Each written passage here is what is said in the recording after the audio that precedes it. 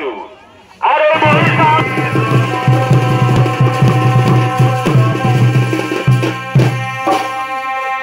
ওঠো, ওঠো রে বৎস মহিষাসুর, আমি তোমার তপস্যার জোরে থাকিতে না পারি সেই ব্রহ্মলোকে। তাই উঠো বৎস, চেয়ে দেখো আরাধ্য দেবতা তোমার সম্মুখে। কে কে ডাকে মহিষাসুর মহিষাসুর বলে? একই একই আরাধ্য দেবতা মোর সম্মুখে। ও মোর আরাধ্য দেবতা, আমার তপস্যায় যদি সন্তুষ্ট হয়ে থাকেন প্রভু, তাহলে লহ লহ মোর শত সহস্র কোটি ভূমিষ্ঠ দীর্ঘদিনী হো বৎস, দীর্ঘদিনী হো। বলো বৎস, কি জন্য মরে করেছে স্মরণ? ওগো ওগো মোর আরাধ্য দেবতা, আমার তপস্যায় যদি সন্তুষ্ট হয়ে থাকেন প্রভু, তাহলে তাহলে অমরত্ব মোর মরে করব। তাই অমরত্ব বর ছাড়া অন্য কোন বর চেয়ে নে বৎস।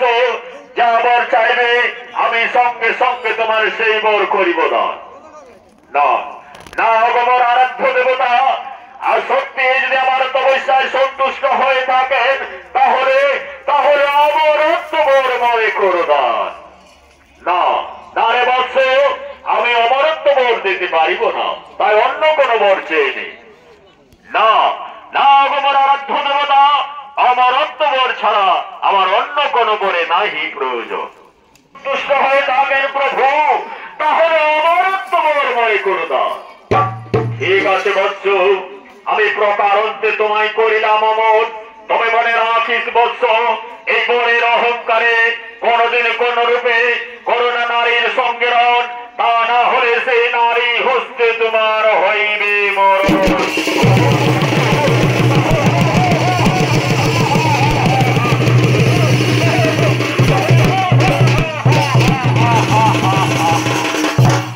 নারী নারী হস্তে মোর হইবে মরণ। নারী বলো, নারী বলো সেই ব্রহ্মদেবের বাণী, তাহলে মোর মনোবাসনা হইবে না পূরণ। তাই কোথায় কোথায় মন্ত্রী সেনাপতি সৈন্যগণ, শীঘ্র করে দাও দর্শন।